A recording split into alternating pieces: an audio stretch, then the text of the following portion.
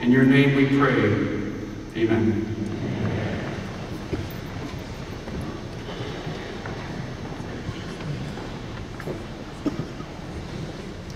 I love math.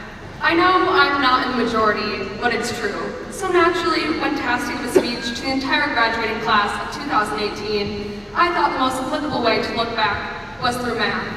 Though Ms. Ricketts, the AP Calculus teacher, is probably jumping for joy, I'm sure the other 1,099 of you have just set a timer on your phone to wake you up in 8 minutes after this nerd finishes her lecture. But I promise you, math holds insights into the past of the graduating class of 2018. But before I go into our history, I need to talk about the history of the fundamental theorem of calculus. I have written in my speech to wait for applause. I suppose that was a bit optimistic. Anyways, there are two main studies of calculus, differential and integral, and Isaac Newton related the two together. He, by working out this mathematical system, turned problems that were strenuous and tedious to solve into quite simple solutions. If you don't comprehend the importance of the discovery of the fundamental theorem of calculus, it was as big a deal as the grand opening of the 28th Street Chick-fil-A. But I wonder how Newton must have felt when he finalized his findings. He must have been amazed by the possibilities now within reach. I imagine he felt like we do now, not standing in line deciding between nuggets and tenders, but as graduates. Yes, I realize I'm comparing Sir Isaac Newton, one of the greatest mathematicians and physicists to ever live, to a bunch of 17 and 18-year-olds who, at the end of this year, didn't have the motivation to finish a one-page assignment, let alone discover gravity. So, for those of you who are skeptical of my logic, I will spell it out starting with senior year and working backwards. And in the spirit of Newton, I'm going to relate each year to a mathematical equation. So, if senior year were a function, it would be an exponential, which is when something is raised to the power of x. So, as the stuff you put in gets bigger, the stuff you get out gets drastically bigger. So if we change our variables to fit into school, the more time we put in, the more things started changing. The first change of many was the introduction of focus time, where we used to have office hours at the end of lunch, a time where 6 students would go ask teachers for help with homework. We now had to sign up to be in a classroom, to work, depriving us of our 4-hour lunch break. On top of that, we now had responsibility period instead of collaborative learning. The school got on that we weren't actually studying and just looking at Vine compilations that will save your life. So they put more restrictions on us, but we adapted and learned to look at those yodeling children more sneakily. But the change doesn't stop there. The slope of the graph skyrocketed when they made us eat in the all-city gym. We got an email after Christmas break saying we now had to eat in a crowded, loud, weird-smelling gymnasium with freshmen. But instead of kicking up a fuss, the senior class banded together, put our heads down, and dealt with our circumstances. But the greatest change of all was how fast high school was coming to an end. As Newton's first law states, an object in motion tends to stay in motion, and an object at rest tends to stay at rest, unless acted upon by an external force. Some of us were still moving, but most of us felt at rest as the massive senioritis held us back. Despite this, the force of time kept accelerating us towards the future. The beginning of the year was slow, then classes started picking up, then we started applying to colleges, then it was Thanksgiving, then it was Christmas, then it was spring break, and then we had a month left, a week left, a day left. And now we're here, our tassels on the right side, and soon enough we'll move it, as time keeps barreling forward. Now, let's take a step back to junior year. If junior year were a function, it would be a complex polynomial.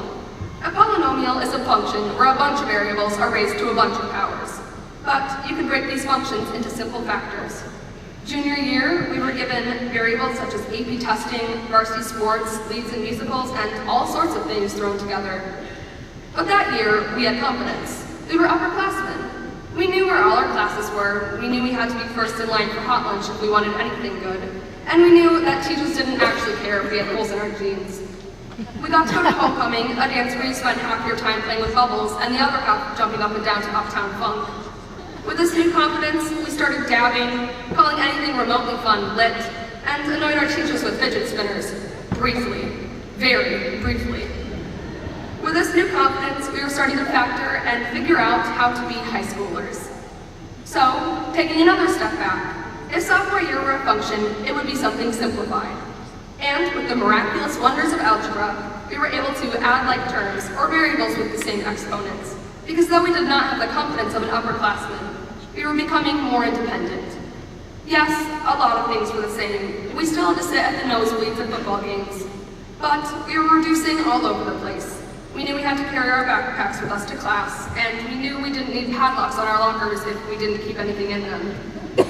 We still had a long road of high school ahead of us, but we could see the future unfolding.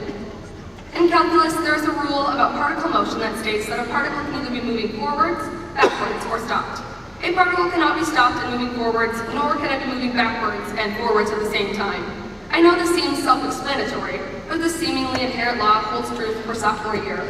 We were not moving backwards, we were not stopped, and even if it felt like things weren't changing, we were moving forward, slowly making strides towards the future. Lastly, if freshman year were a function, it would be an inverse function. This is when you flip the x and y variable so it turns into its opposite.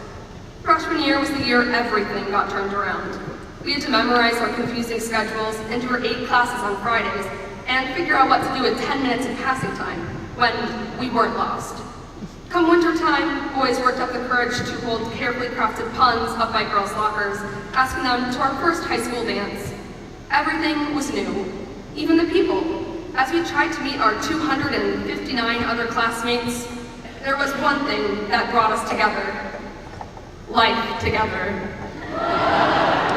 A Wintram class that the freshmen had to take to force us to bond. We lifted tent poles, learned about ourselves through millions of personality tests, and watched episodes of Freaks and Geeks. Though we learned in this class that we were all different, we had one thing in common. We had no idea what we were doing. And, if I may be so bold, we still have no idea what we're doing. Yes, we look a whole lot older than we did, but we still get turned around in hallways, forget about tests until the day of, and go to the wrong class we've had for years. At heart, we've been freshmen this whole time. And soon, we will be freshmen again. No matter where we're going to be, whether that's a big university, or a local college, or a gap year here or abroad, or a career, we will be experiencing something new, something different, something exciting. We, just like Newton, are freshmen again. Not many of us will discover groundbreaking advancements in calculus. Some of us may. Miss Ricketts is a very good teacher. But we all have knowledge that will launch us into the future. And, as Sir Isaac Newton once said, if I have seen further than others, it is because I stand on the shoulders of giants. And so, just as Newton recognized the amazing minds that led him to discovery, we must recognize the people in our lives that got us to where we are. We stand on the shoulders of whoever made the cut with the 10-ticket limit to sit here tonight. And class of 2018, we stand on each other's shoulders. We have been freshmen together, we are freshmen together, and soon enough, we'll be freshmen again.